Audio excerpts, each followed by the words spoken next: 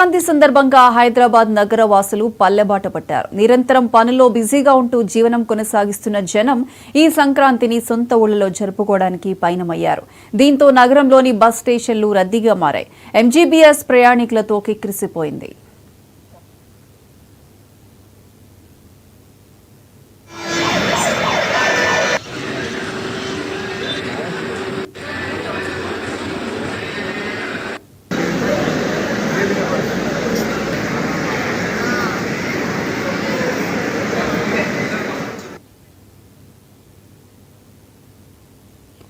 సంక్రాంతి సందర్భంగా హైదరాబాద్ నగరవాసులు పల్లెబాట పట్టారు.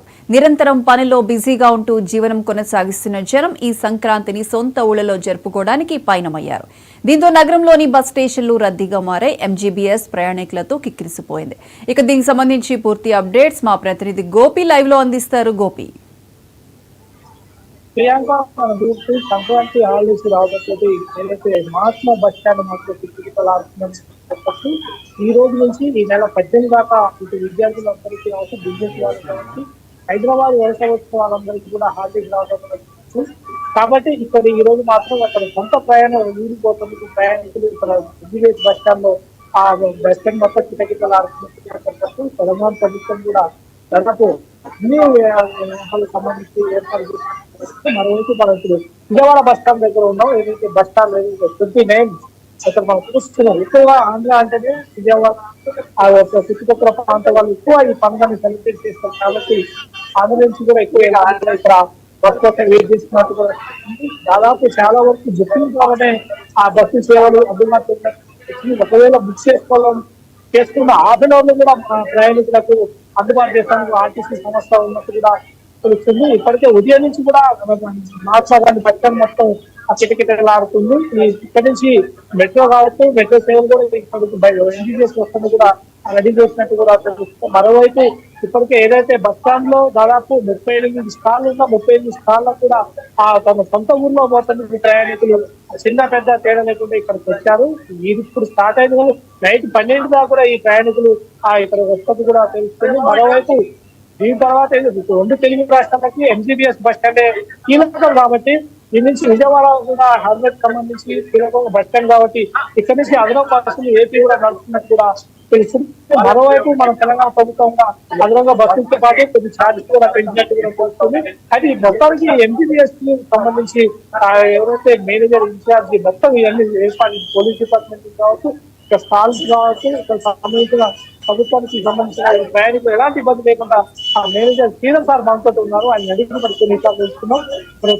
శ్రీధర్ సార్ చెప్పండి, ఇక్కడ ప్రయాణికులకి ఎన్ని బస్సులు సదుపాయం కల్పించారు? గతంలో కాకుండా ఇప్పుడు తెలంగాణ గవర్నమెంట్ ఎన్ని సదుపాయం కల్పించింది బస్సులు? జంట నగరాల నుంచి 7వ తారీఖు 15వ తారీఖు వరకు ఘనంగా సర్వే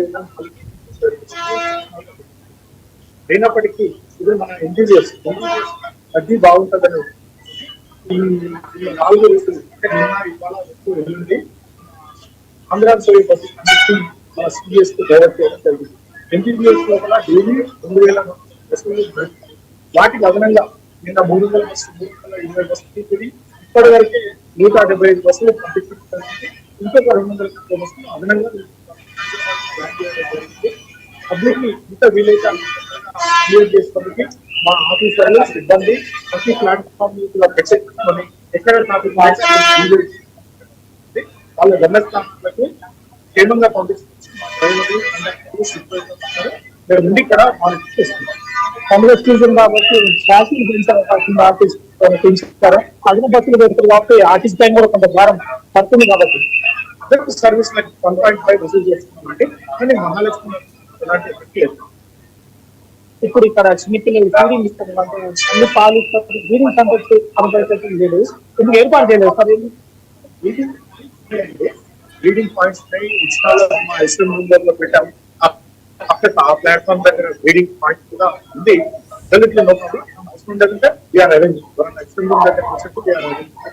తాగునీటి సమస్య కావచ్చు, ప్రయాణికులు వచ్చిన తాగునీటి సమస్య, ఈ ఫుడ్ విషయాలు ఇక్కడ తాగునీటి సమస్య కాబట్టి ఎలాంటి ప్రాబ్లం లేదు.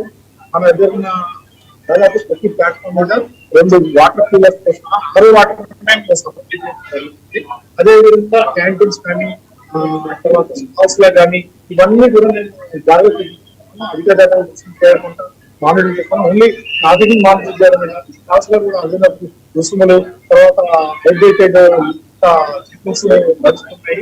అదేవిధంగా మా సిబ్బందికి ఎలాంటి ప్రాబ్లం ఉందా లేదా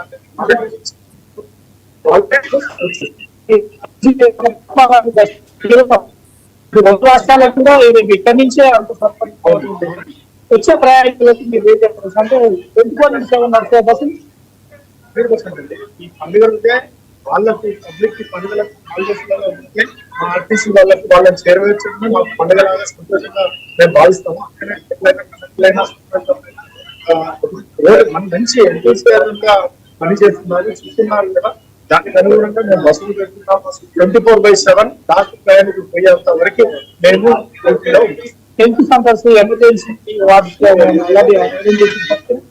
అంటే ఇక్కడ మన సిబిఎస్ లోపల మా హాస్పిటల్ ఉందండి. అదేవిధంగా మా ముందర ఫస్ట్ ప్లాట్ఫామ్ అంటే ఎంట్రన్స్ లోపలనే ఒక ప్యాసింజర్స్ కమ్యూనిటీ సెంటర్ ఒకటి ఉంది. అదేవిధంగా మా డాక్టర్ కూడా సిబిఎస్ రెడీగా ఉన్నారు. 108 సిబ్బందితో మేము కాంటాక్ట్ లో ఉన్నాము. ఎలాంటి అవసరం మేము ఇమీడియట్ గా చేపిస్తున్నాము. సెక్యూరిటీ పరంగా కూడా 90 మంది సెక్యూరిటీస్ పనిచేస్తున్నారు. ఎలాంటి గడబడి కాకుండా చెప్తున్నాము. అదేవిధంగా పోలీస్ సిబ్బంది లా అండ్ ఆర్డర్ పోలీస్ వాళ్ళు కూడా పోలీస్ సిఐ ర్యాంక్ అదేవిధంగా డిఎస్పీ ర్యాంక్ వాళ్ళు మానిటర్ చేయడం జరుగుతుంది. ఎవరి షిఫ్ట్ లోపల 10 మంది పోలీస్ సిబ్బంది కూడా రౌండ్ ద క్లాక్ ఈ ప్లాట్ఫామ్స్ ని మానిటర్ చేయడం జరుగుతుంది. చివరిగా ఈ ప్రయాణికులకు ఏంటంటే ఆర్టీసీ అంటే బస్సు దొరకదు. చాలా మంది ప్రైవేట్ వెహికల్స్ ఎంచుకోవడం జరుగుతుంది. వాళ్ళకి మీరేం చెప్పాలనుకుంటున్నారు?